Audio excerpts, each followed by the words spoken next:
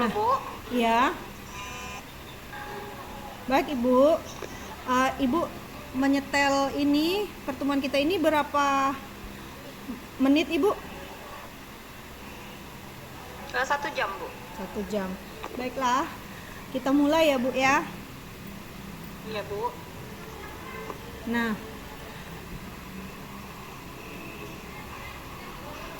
hari ini kita akan mulai pendampingan 4, evaluasi dan pengembangan proses pembelajaran.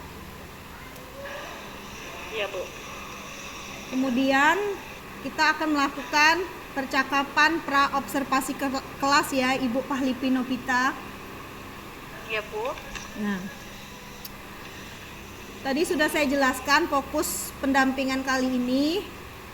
Nanti saya ingin memastikan kepada Ibu bahwa aktivitas pendampingan yang kita lakukan ini adalah seperti 15 menit percakapannya. Iya Bu. Bagaimana dan apa saja proses yang sudah berjalan Ibu selama 1 bulan terakhir, dan bagaimana capaian Ibu selama kita lama tidak bertemu? Iya. Jadi saya selalu memberikan pembelajaran diferensiasi di kelas saya Bu. Jadi nanti pas observasi, jadi saya udah terlatih untuk melakukan RBP itu terus Bu. Baik Ibu. Nah, kemudian saat saya melakukan pendampingan individu 3 pada beberapa bulan yang lalu, apakah berarti Ibu sudah menyiapkan semuanya untuk nanti saya observasi di kelas ya Bu? Iya Bu. Seperti yang saya saya siap. Oke, seperti yang saya bilang waktu pendampingan ya Bu. Iya Bu. Terima kasih Ibu sudah menyampaikan hal-hal yang Ibu lakukan selama 1 bulan. Nah, hari ini kita mulai lagi Ibu.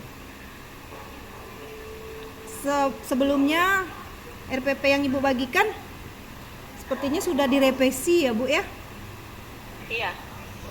Sudah Bu. Nah,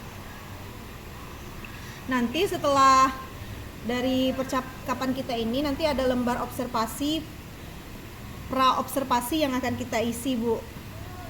Iya.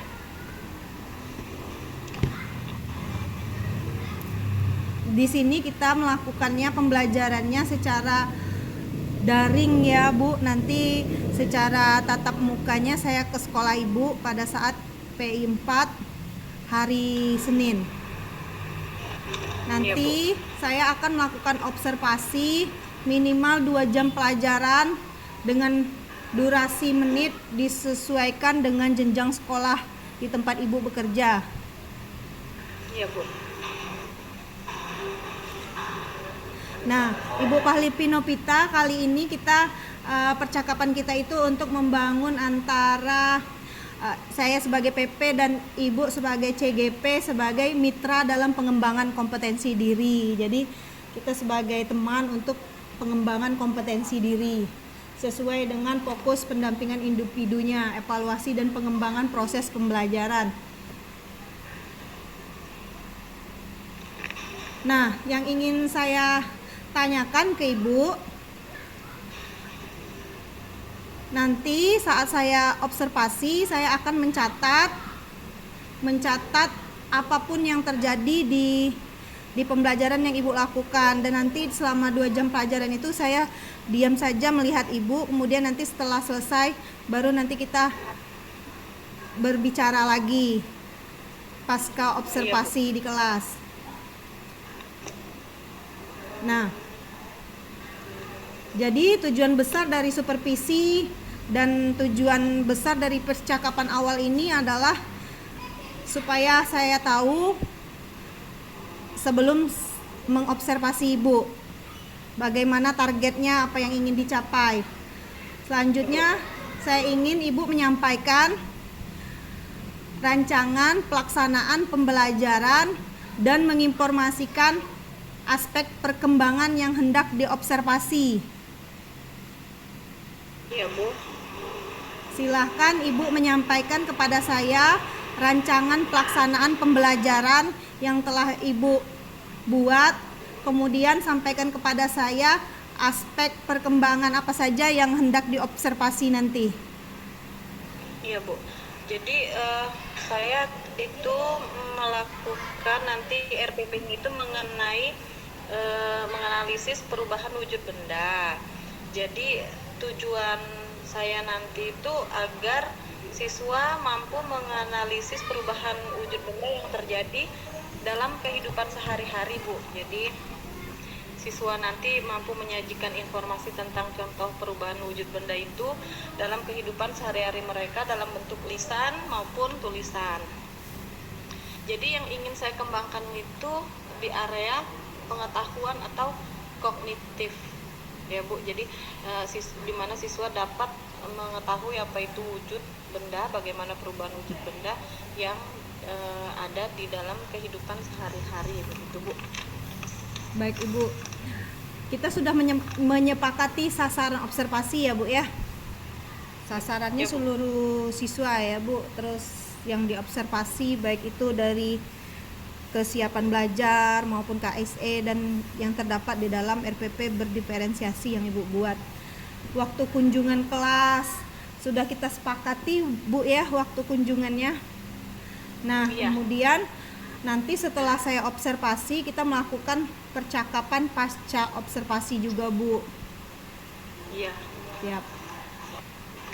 Saya ingin menginformasikan kepada Ibu bahwa saya nanti di kelas akan mencatat kegiatan pembelajaran yang Ibu Pahli Pinopita lakukan di kelas. Ya, Bu. Nah, nanti setelah pra observasi itu nanti suasananya berlangsung dengan santai dan penuh kekeluargaan dengan tetap mempertahankan semangat positif yang ada. Ya, Bu. Baik. Siap, Bu. Saya ingin bertanya lagi kepada Ibu tentang observasi kelas nanti. Apakah di dalam pengembangan itu RPP-nya sudah Ibu terapkan strategi yang dipersiapkan? Ya, jadi pembelajaran dengan strategi TIPEC ya Bu, yang saya terapkan teknologi, pedagogik, ilmu pengetahuan dan saintifik.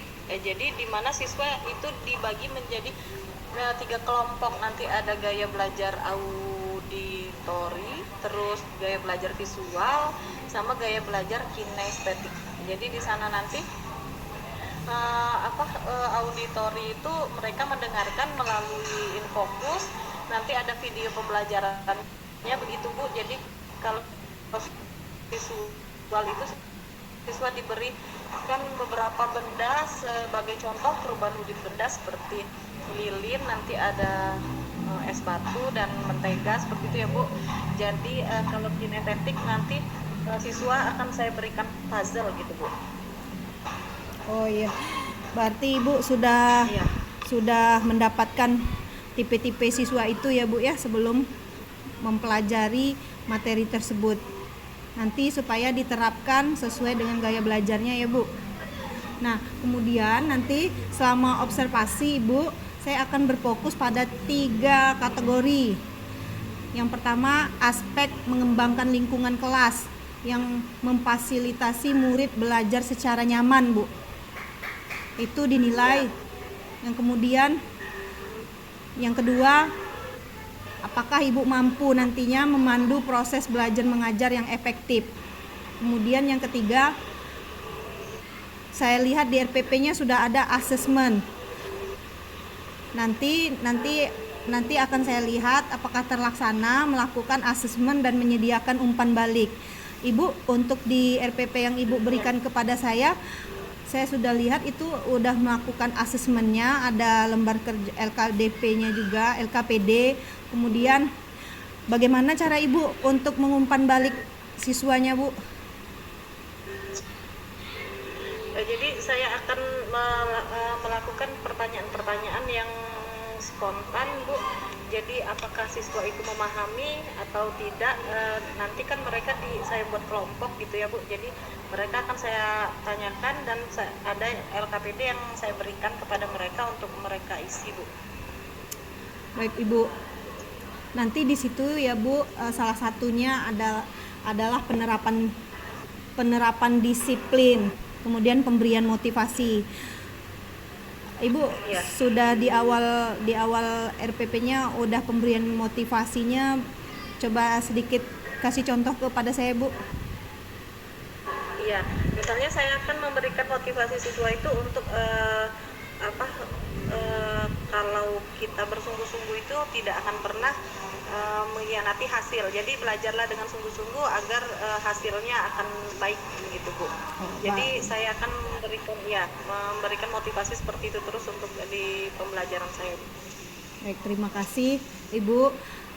Sedikit saya ingin tanyakan lagi, muatan sosial emosional dalam aktivitas pembelajaran yang paling menonjol di pembelajaran Ibu nantinya yang mana tuh Bu?